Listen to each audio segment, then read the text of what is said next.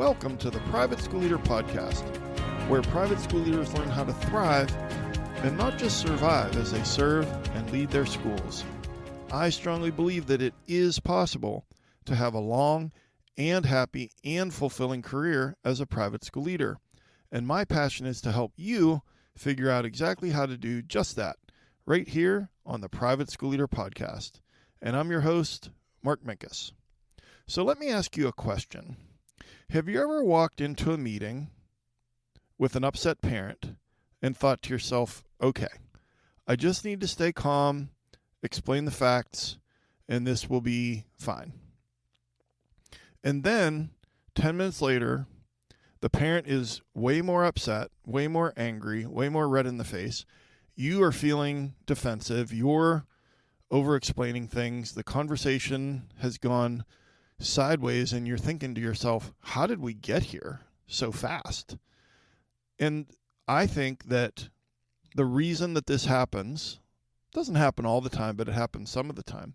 But I think when this happens, that many private school leaders are making the same mistake, and that's why these meetings with upset parents go sideways. So in today's episode of the Private School Leader Podcast, we are going to discuss how to avoid the number one mistake that you're making with upset parents. And so I want to give you a free gift that's kind of on theme with today's episode, and it's called the 7 Steps to Having Successful Meetings with Upset Parents. And this is an 11-page PDF. It's a free guide for you. It's a step-by-step plan for you to have better meetings with the parents at your school. And so you can grab that at theprivateschoolleader.com/meeting. And again, a free gift for you just to say thanks for listening to the podcast. The 7 Steps to Having Successful Meetings with Upset Parents is a free PDF for you. Just go to theprivateschoolleader.com/meeting. And then while we're on the subject, is it just me or the parents at our school getting more demanding, more intense, more often? And we know that dealing with parents is part of the job as we lead our private schools, but it can quickly lead to stress and anxiety and feeling overwhelmed. And that was certainly true for me. And that's why I created Parent Academy for you. And now you have a step-by-step framework that can help you go from feeling stressed and anxious to feeling confident and calm when you're working with parents. And over the last 33 years, I've built successful relationships with thousands of parents, and I've taken all of that knowledge and packaged it into an online course. And the first 4 modules are for you as the leader. And then after that, I'm going to teach your teachers, because there are 2 45-minute plug-and-play webinars for your teachers that you can use at a teacher PD. And it's got a printable notebook and guided notes and discussion questions, and probably around 50 private schools have used the Parent Academy plug-and-play PDs with their teachers, and the feedback has been really, really good. So if that sounds like something you want to learn more about, go to theprivateschoolleader.com/parentacademy to learn more. That's theprivateschoolleader.com/parentacademy. So I told you that the title of today's episode is How to Avoid the Number One Mistake That You're Making with Upset Parents. So let me tell you how we're going to break this down. First, I'm going to tell you what is the big mistake. And then in part 2, I'm going to tell you what is actually going on. And then in part 3, I'm going to tell you some of the negative things that can happen if we make this mistake. And then finally, you know me well enough to know that I'm going to give you some strategies. In the 4th part of today's episode, I'm going to give you 5 strategies to avoid this mistake. And stick around, because I actually added a bonus strategy to that list. So let's jump in by talking about this big mistake. So what is, in my view, in my experience as a leader, and also my experience in coaching dozens of private school leaders, what do I think is the biggest mistake, the number one mistake that we're trying to avoid? I think the number one mistake is reacting to the wrong emotion. The number one mistake when working with upset parents is reacting to the wrong emotion. And so when the emotion that we're reacting to is anger. because that's what we're seeing. We're seeing an upset parent. They're angry, they're upset. And so we respond to the anger, and we defend, and we over-explain, and we interrupt, and we try to, prove our school's position, and we're pulling out the handbook and all of this stuff, okay? But really, what we want to do, and I'm going to tell you in a minute why this is such a big mistake, we're reacting to the wrong emotion, and really what we want to do is pause and respond to the right emotion. So let me tell you why anger is the wrong emotion to respond to. So the author of a book called The Gift, 12 Lessons to Save Your Life, her name is Edith Eger. She says, quote, "Anger is always a secondary emotion, a defense, an armor that we put up around the primary feeling underneath. We burn through anger so we can get to what's underneath," end quote. That quote is so important that I want to read it again, but I want you to think about an upset parent in your office, and what they're presenting is anger. So think about this quote. Quote, "Anger is a secondary emotion, a defense, an armor that we put up around the primary feeling underneath. We burn through anger so we can get to what's underneath." And this is why this is so helpful for school leaders, is because when the parent is angry, usually it's not really about anger, but we react to the anger because that's what's right in front of our face. But what is that? It says, the author Edith Eger, she says that anger is always a secondary emotion. And it's a defense mechanism. It's an armor that we put up around the real feeling that is behind, that is the first feeling. So anger is what they're displaying, but anger is really the secondary emotion. And we've got to get to the bottom of what is the real emotion that's going on here. Is it fear or grief or embarrassment or disappointment? Because if we respond to the anger, we are probably going to completely miss what is actually going on in the conversation. And it is such a reaction for us to react to the anger. If we react to the anger, we may completely miss what is actually going on, what is actually driving this particular conversation, because we're starting to get dysregulated because of the way that parent is acting. And I know, and you've experienced it before, you're sitting there and that anger causes your fight or flight response to activate, and then we're off to the races. The heart is racing, right? The blood pressure is rising, all the things. But if I'm reacting to the wrong emotion, this is the problem, that we're reacting to the wrong emotion. If I'm reacting to the anger, I'm just going to escalate things. But if I can somehow respond to what is the primary emotion, then I can actually be able to have a better conversation, to be more of a empathic leader in that meeting. Okay, so I've defined what I think that the number one problem, the number one mistake, I should say, is that we're making, and that's reacting to the wrong emotion when we're with an upset parent. So then let's talk about what is the real emotion.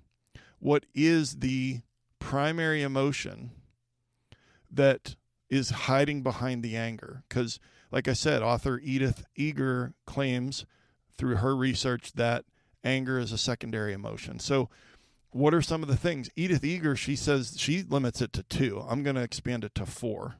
She says that it's fear and grief. I'm going to expand on that. So let's talk about fear for a second, okay? So there's an upset parent, but really the emotion is fear. And then their fear sounds like anger. And so it could be that they're thinking, okay, so let me give you an example. Let's say that there's a parent and they're really upset that their kid got a C on their middle school science test, and they want to meet with you, and they're all mad, and they're going on about the science teacher, and this wasn't fair, and they didn't have enough days to study, blah, blah, blah, and they're like all wound up. They're angry. But what if what is really happening is that they're dealing with fear that this grade is showing that my kid isn't going to be ready for high school. They're not going to be okay. My child is falling behind. All right? Let's say that it's a playground thing, 4th grade girls, all right? And the parent comes in, they're all upset. You know, my kid's getting bullied and the school's not doing anything about it, etc. It could be that the fear is my child is being rejected socially, or my child isn't psychologically safe. And so it could be, you know, things they might say, well, why didn't anybody tell me this? Why didn't anyone call me? Or how long has this been going on? Or are you even paying attention to my child? Or, you know, I pay good tuition dollars for you to blah, blah, blah. And so it's in their tone, and it's that they're scared. Fear is many times, in my experience, probably most often, is the emotion that is being masked by anger. Dr. Eager says we burn through the anger to get to the real emotion. So when we get to the strategies, I'm going to tell you how to figure this out and how to handle it. But I'm just trying to illuminate this for you so that you can see.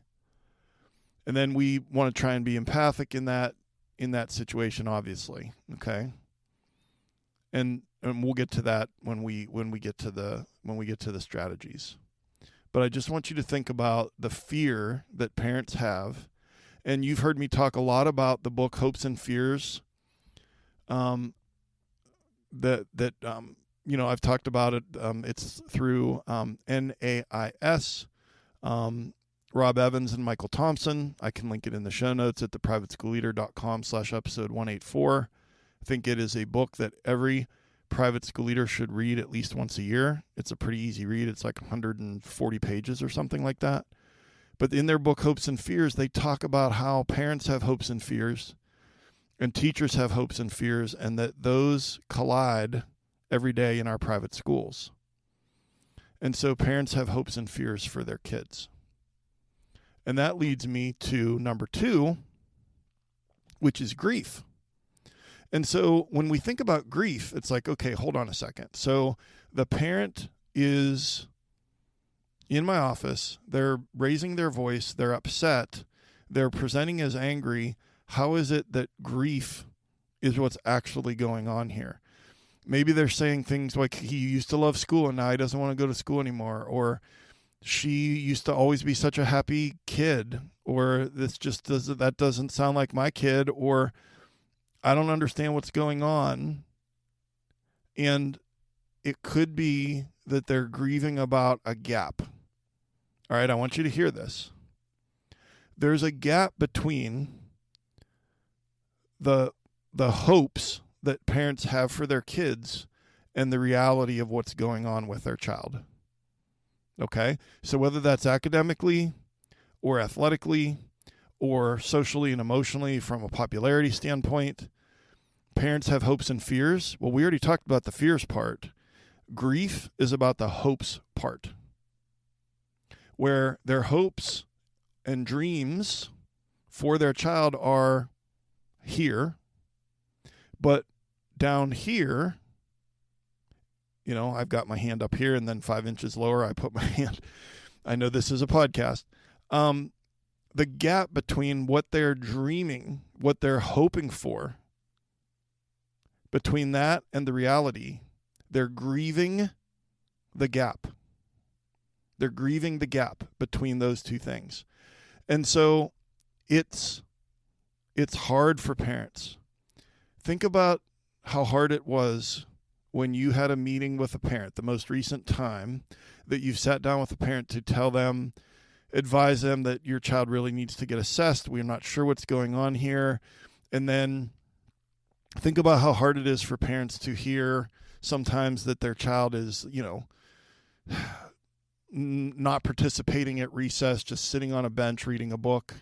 Think about how hard it is for parents to hear fill in the blank. You know, my kid isn't starting on the varsity soccer team. Well, if their hopes were that this kid is going to get a college scholarship and their child isn't playing, I'm not saying it's realistic. I'm saying that's why they're angry. That's why they show up as angry when their kid isn't playing. They're not objectively assessing their child's athletic ability in soccer. There's a gap between their hopes and dreams for their kid and what the reality is with their kid, and they're grieving the gap between those two things. Okay, so we've got fear, we've got grief. I think another emotion that anger masks is embarrassment. So think about it this way. A parent, when their kid is misbehaving or lies or fails a test or cheats on a test or bullies a kid or is left out of something, when those things happen, it's embarrassing to them.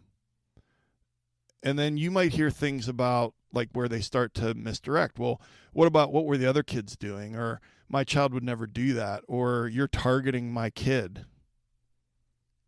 When parents are showing up in that way, many times what they're trying to mask with their anger is that they're embarrassed as parents about what their child is doing at school.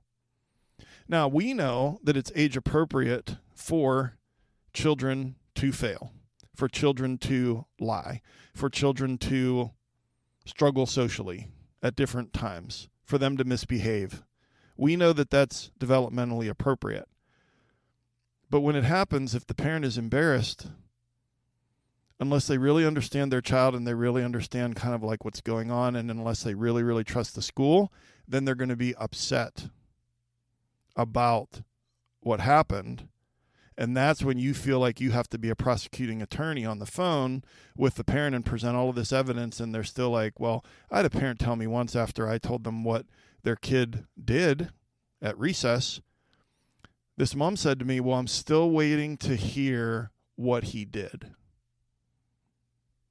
So when we don't get support, when we get that anger, sometimes it's because they're embarrassed. And then the fourth emotion that I think is sometimes lurking and is showing up as anger is disappointment. Parents get disappointed when their expectations aren't being met. And so it could be, you've had parents that get upset because maybe the school didn't do a great job communicating about something. So they were expecting better communication. They were expecting better client service from the school. They were expecting that their kid was going to get this teacher, but they ended up getting placed in that teacher's class, and now they're all upset. They're disappointed that their kid didn't get picked to be the lead in the musical, or that their child isn't a starter. Maybe they're expecting more learning support, and they feel like they're not getting that, and they're disappointed. Maybe they're disappointed about how you as the leader handled something. So they're disappointed.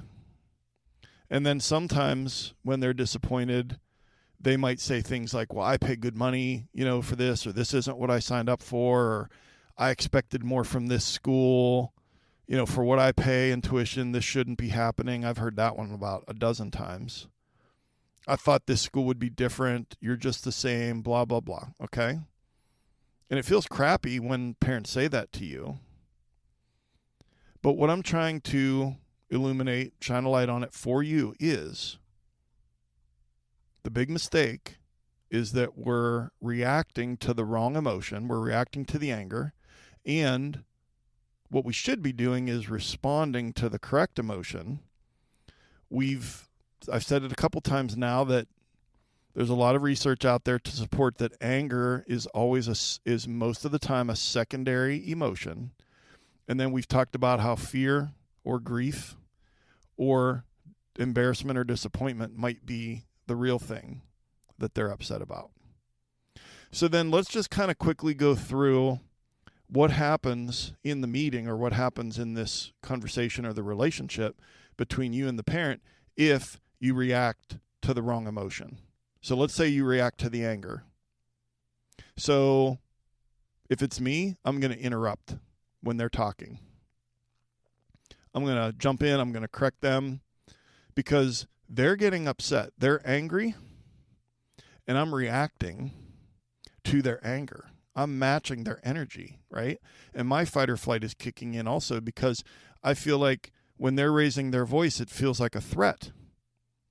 And maybe I feel physically safe on the other side of the desk or the other side of the table, but my fight or flight response doesn't know that. And so it thinks there's a grizzly bear trying to get me. And the adrenaline and the cortisol start pumping into my brain and into my body. And you feel your heart rate quicken. You feel your blood pressure go up. You feel your skin temperature rise. And then we start reacting and doing impulsive things. We've all had meetings that we can look back on and be like, oof, I wish I hadn't done that, or I wish I hadn't said that. I think in many of the cases, it's because we matched their energy, that we reacted to anger instead of trying to empathically listen and get to the emotion that the anger is masking. And so, again, just to go through this list quickly, I think I would interrupt. What else would I do if I respond to the anger? I'm going to get defensive, and I'm gonna match their energy. I'm gonna match their intensity. My voice is gonna be raised. My face is gonna get red. I'm gonna over-explain. That was a big one for me. When I would get stressed out, I would over-explain, and then I would give this 10-minute answer when what they needed was a 10-second acknowledgement of something. I don't know about you, but when I get stressed out, I over-explain things. Another thing that happens if I react to the anger is I miss the real concern. I miss it. And then I have this meeting, and we go through the discomfort of the meeting, but then the thing doesn't get better because we didn't get to the real issue of the fear or the grief or the embarrassment or the disappointment that the anger was masking. If we react to the anger, then we escalate the parent. They're like, oh, well, they're going to get angry, then I'm going to get angrier, right? And then I think it impacts the trust. It damages trust. And then I think it creates more difficult follow-up conversations. And it also just really grinds the progress with this child. It grinds it to a halt. We're now not on the same team. We're adversaries. We're not teammates because I reacted to the anger. And it's not good. So I usually give you the bad news first, and then I give you the good news. And the good news is that we've got some strategies that can help. So I'm going to give you 5 strategies plus a bonus strategy of how can we avoid this mistake of reacting to the wrong emotion. Okay. Strategy number 1, get into the right headspace before the meeting. Strategy number 1, get into the right headspace before the meeting. If you're like I was, you're running around from meeting to meeting, you have an after school meeting and you're out there doing carpool and making sure that the soccer team, the ref shows up or whatever, and then you're racing back to your office so that you can have this meeting with that upset parent. You're not in a good headspace. You're in a chaotic, frantic, oh crap, I'm already 5 minutes late headspace. So what I tried to do, well, first of all, let me say this. I don't want you to, sometimes these parent meetings just happen. Okay, so you're watching the basketball game and it's halftime and a parent just sits down and says, hey, do you have a minute? And then they just start talking and boom, we're right into this meeting. I call those surprise meetings or stealth meetings. Surprise meeting. And so I talk about how to shut that down and how to not take the bait and fall into that trap of the surprise meeting. I talk about that in the PDF that I was telling you about before, the free PDF that you can get at theprivateschoolleader.com/meeting. So I'm not going to go into that here. You can check that out. But you're usually running around. Sometimes it's a surprise. But if you have a scheduled meeting, what's really important is to get yourself together 5 minutes ahead of time. And get yourself together emotionally, get into the right mindset. I'll put in the show notes. I have a Google Doc that You can look at its all of these resources on how to regulate your autonomic nervous system. Not all of those things are going to work for you, but one of them will work for you. If it's before a meeting and you do some box breathing, or you do the physiological sigh, or you are catastrophizing and you could do a decatastrophizing worksheet, you could find the resource on how to regulate your autonomic nervous system at the show notes, theprivateschoolleader.com/episode 184. Another way that I would get into the right headspace is to just remind myself about the child. Instead of seeing the parent, I would remember the face of the child of the parent that I'm talking to. And then I just get into this mindset of, okay, I'm going to listen. I'm not going to interrupt. I'm going to pause before I respond. I'm going to keep the locus of control in the future, meaning we're not going to pick apart the past. We're going to acknowledge the past without dwelling on it. I'll mention that more in a minute. And I want you to just I want to bring this point home by asking you if you've ever seen a basketball game. Most of you listening have seen at least one basketball game in your life, okay? And so a player goes up to the free throw line, and what does he or she do? They take a deep breath. Maybe they bounce the ball a couple times. They look at the rim, and then they take the free throw. They take the shot. What they're trying to do is get into the right headspace to calm their body so that they can do a thing that's kind of stressful. Everyone's staring at you. Are you going to make the free throw or not?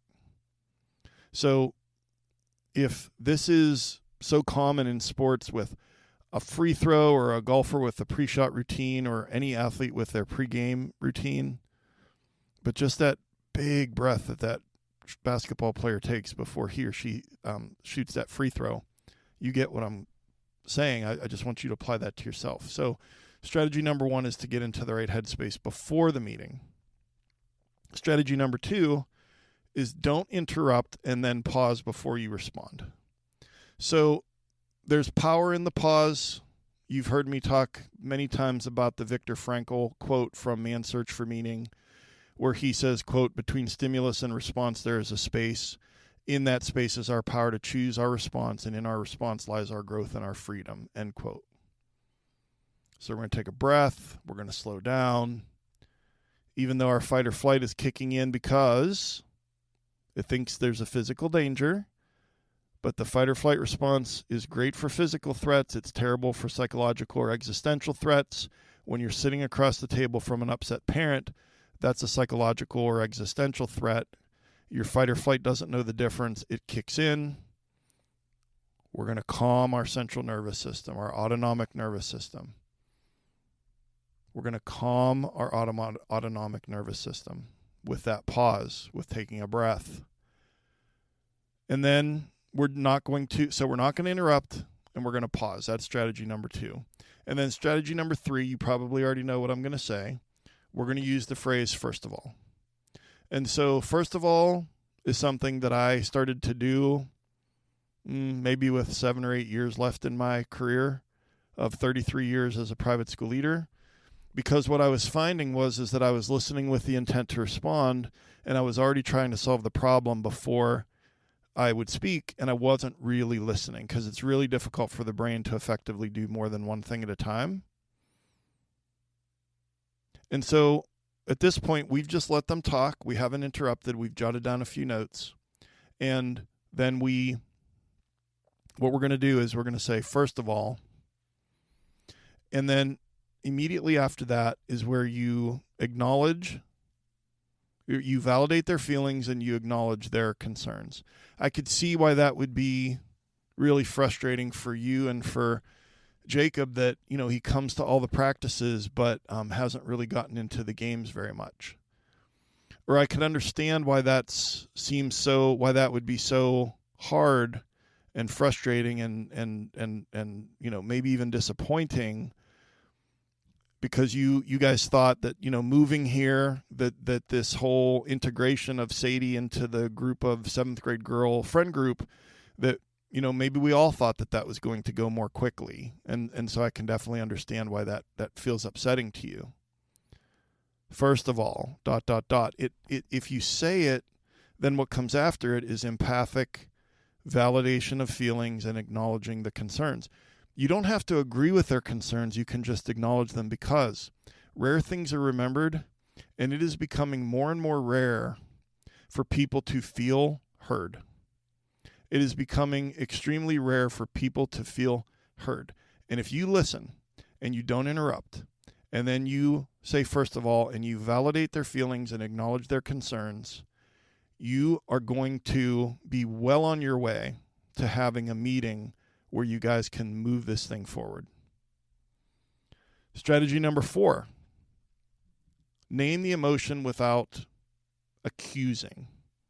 Now, this is the tricky one. I think all of this is tricky, but this might be the trickiest one.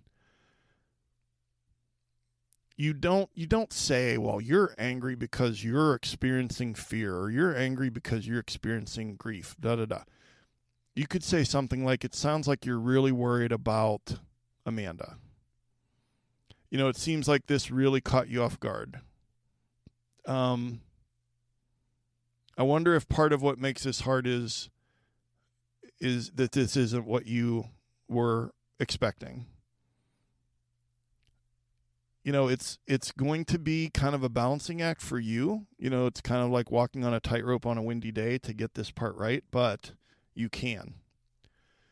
And if you think about it, the fear, the grief, the disappointment, and the embarrassment, you don't have to name it. Okay, say that word, right?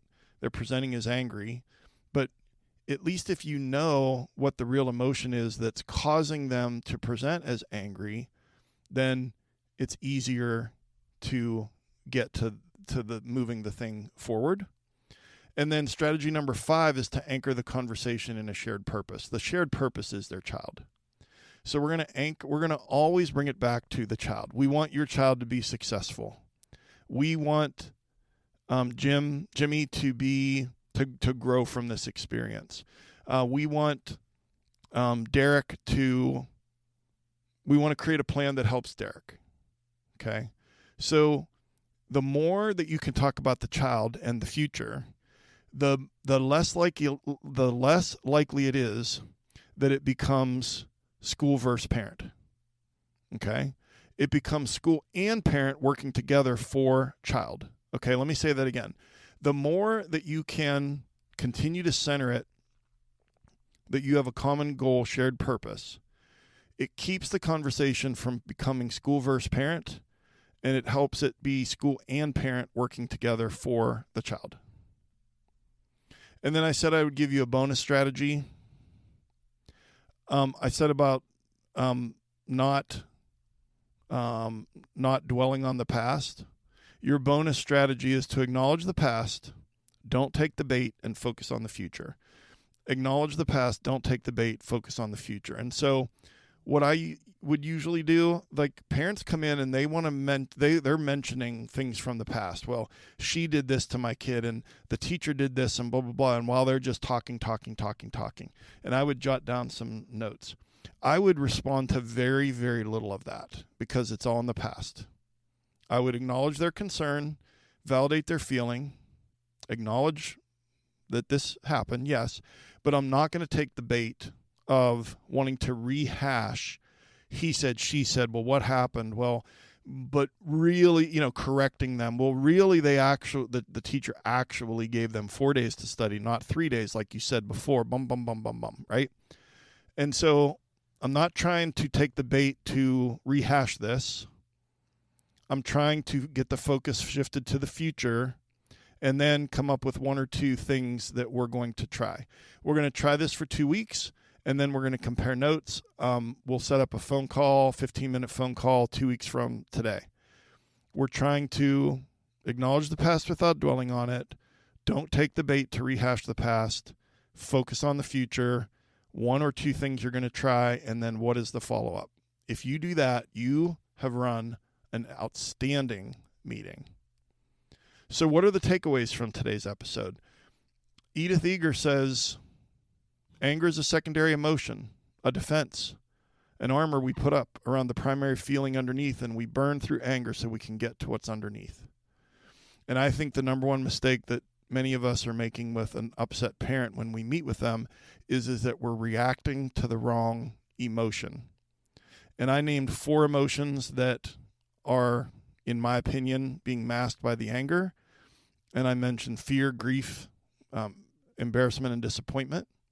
And then I gave you 5 strategies plus a bonus strategy. Number 1, get into the right headspace before the meeting. Strategy number 2, don't interrupt and pause before you respond.